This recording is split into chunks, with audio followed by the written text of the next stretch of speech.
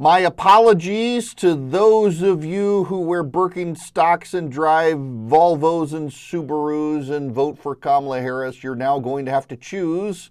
Do you shop at Whole Foods this week or give a donation to your local corporation for public broadcasting? It is being defunded. Finally, after all these years, we are defunding the Corporation for Public Broadcasting. It's like $2 billion of money, which is a drop in the bucket of the federal budget, but it's following the Dave Ramsey model. At least we're starting somewhere, and we can build up. The number of progressives whose logic is, it's so small, we shouldn't cut it. No, you start with the small stuff and work your way up.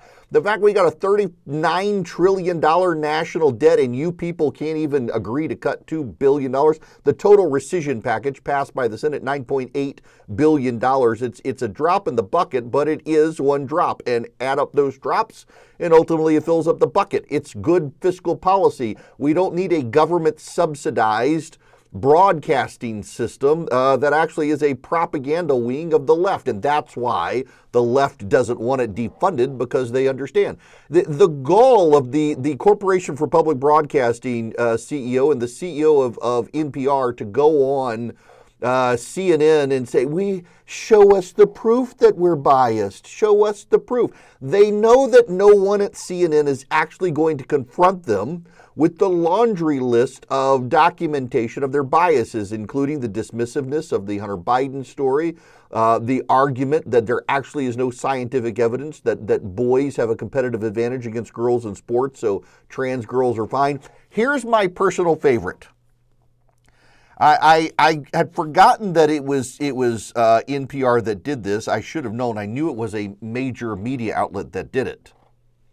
This is from National Public Radio. Some white people may choose the yellow thumbs up emoji because it feels neutral. But some academics argue opting out of the white thumbs up and the white emojis signals a lack of awareness about white privilege, akin to society associating whiteness with being raceless. What I thought was funny was the actress Rosanna Arquette replied, I am white, but always choose a black emoji because black has always been beautiful to me since I was a child and I honor black human beings. Careful to capitalize the black. Yes, NPR actually did a story that white people should be required to use white emojis. Otherwise, they're signaling that the yellow emoji is the white emoji and that whiteness is being without race and everyone is with race. This is typical NPR. This is a typical sort of thing that NPR would do. By the way, I think I'm the last among my friends to still use the yellow emojis. I just don't care enough to change. I have a friend of mine who's white who uses the black emojis. He thinks it's funny. I have a black friend of mine who uses the very light, almost Hispanic skin tone just because it makes his mom mad. I use the yellow. I don't have enough time in the day to worry about the color, the skin color of an emoji. And I'm not like, I refuse to dive into the race-based emojis.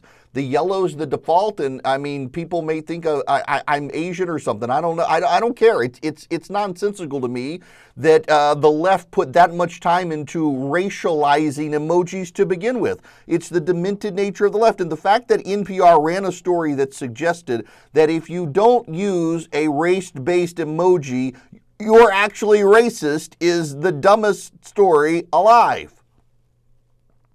What's also wild about this is that if you'll recall, back when Donald Trump took office and said he wanted to defund NPR, all the NPR and PBS people came out and said, well, we only get 1% of our funding from the government. It's not going to amount to anything if you try to cut us. And now that they're cutting, they're like, oh my God, we're all going to die. People out west are going to die. They're not going to get their weather forecast from NPR or PBS, which they don't get from them anyway.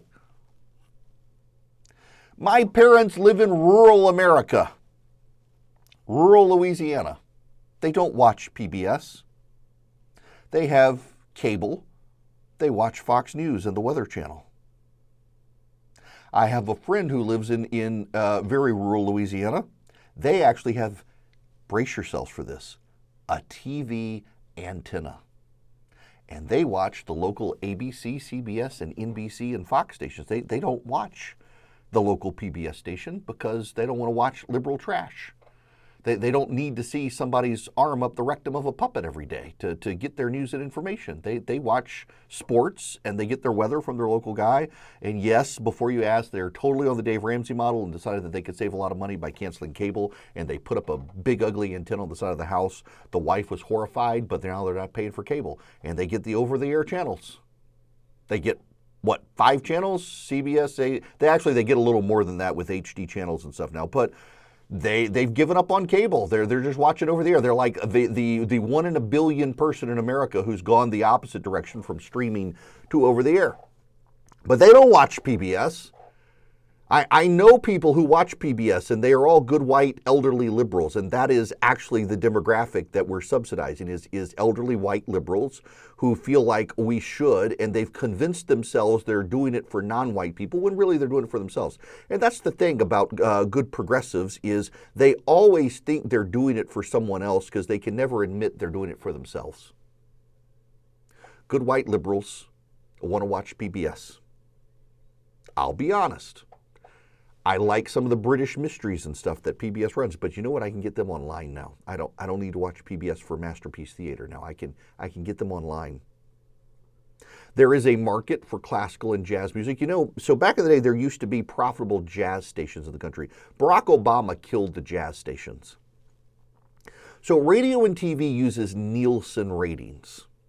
And what you can't tell from your local radio station or TV station is there's a subsonic tone. And it's mostly radio stations use the subsonic tone, and there is a demographic sampling of people who have these things called meters, and their meters pick up the tone, and that's how they determine the ratings of radio stations.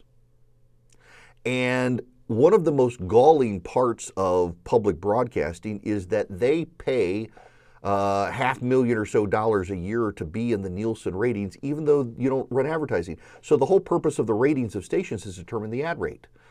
PBS stations don't run ads, and yet they participate in Nielsen, which deprives for-profit stations of potential revenue by interfering with the ratings. There used to be profitable jazz stations in this country and some classical stations in the country, but when Barack Obama became president, you used to dole out the surveying for radio and TV based on the demographics of the people who watched or listened. So, you know, X percentage of white people listen to radio, X percentage of black people, X percentage of Hispanic people, and you would assign proportionally. When Barack Obama became president, he put all sorts of pressure on him to, instead of doing demographics based on who listens, do the demographics of the area. And so they rearranged the statistical sampling, and it turned out there are a lot of white people who listen, a lot more white people who listen to radio than, for example, black people who listen to radio. But in an area where there's a higher black percentage now, they had to reposition the radio meters for statistical sampling, and turns out that now suddenly the jazz stations couldn't compete. So the jazz stations all went under. Now, I wasn't a jazz listener on radio, and you know, PBS, NPR supplemented, but now NPR and PBS in some areas, it's talk all day long. It's liberal talk, because liberal talk doesn't work without government subsidy. So that now, and they also compete with the meters. So they hurt for-profit stations. Barack Obama made it even worse for people, made it worse for radio, and NPR has played their role in undermining the profitability of local radio and television by participating in meters that they don't even take advantage of. They're an anti-competitive, government-subsidized enterprise for old white liberals. And Congress is now voting to defund them, and that's a good thing. It's a good thing because, one, very aggravatingly, they don't even recognize their biases. I mean, literally, they're on television arguing that there's no such thing as a progressive bias. This is the head of PBS on CNN, Paula Kerger, the president and CEO of PBS, with the CNN anchor, and talking about the problems of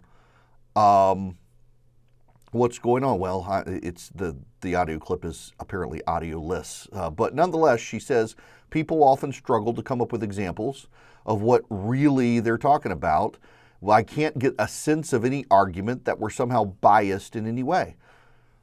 John Kennedy, the senator from Louisiana, actually ran a series of clips yesterday from public broadcasting and NPR on all the different arguments that are being made by NPR claiming this. In fact, the CEO, Catherine Mayer, who was a Biden supporter, who campaigned on the ground for Joe Biden, actually argued on CNN yesterday. Large rural communities, large tribal communities, they don't have a lot of options. Broadband service is not universal. And heck, even cell phone service is not universal. There's a real understanding of the need there, as well as for emergency alerting, in which public media plays an extraordinarily important role. Wait a second.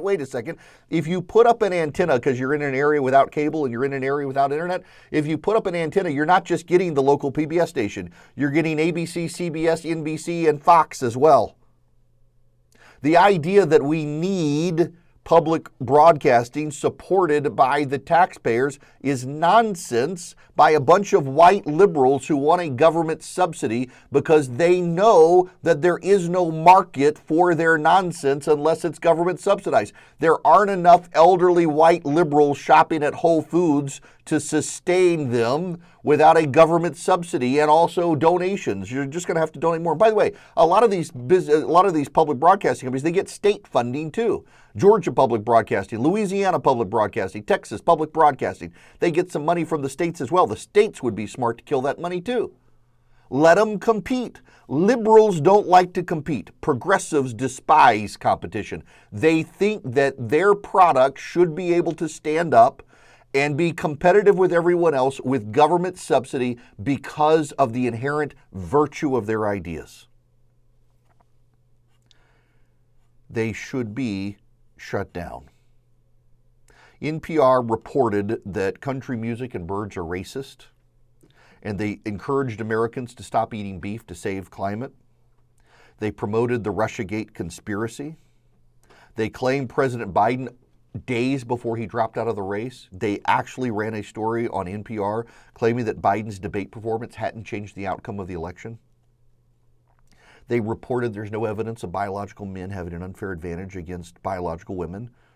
And they've referred to rural Americans who go to church regularly as Christian nationalists.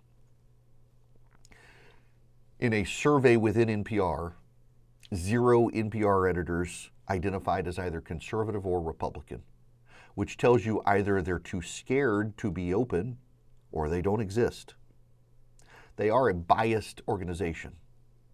And I think it's actually bad form of CNN to have had on the PBS and the Corporation for Public Broadcasting presidents and allow them to claim there is no bias and not confront them with repeated, easily findable examples of their biases.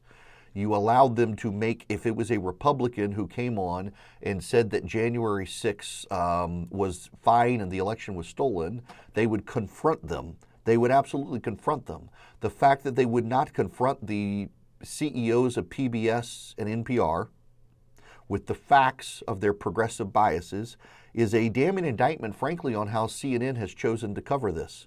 And the fact of the matter is, these people, when Donald Trump came into office, said that they would be fine without the cuts. And now that the cuts are here, they're lighting their hair on fire, screaming this is the end of the world. Well, it is the end of the world for them, unless they can convince their good virtue-signaling progressive shoppers at Whole Foods and Starbucks to give up a day at Starbucks and Whole Foods and contribute to them, to the cause that they claim is worthy and necessary. If it is worthy and necessary, they'll be just fine. They'll be able to market themselves. But if not, it's the free market. Sink or swim, NPR. It's your turn to figure out how the rest of us in the media operate.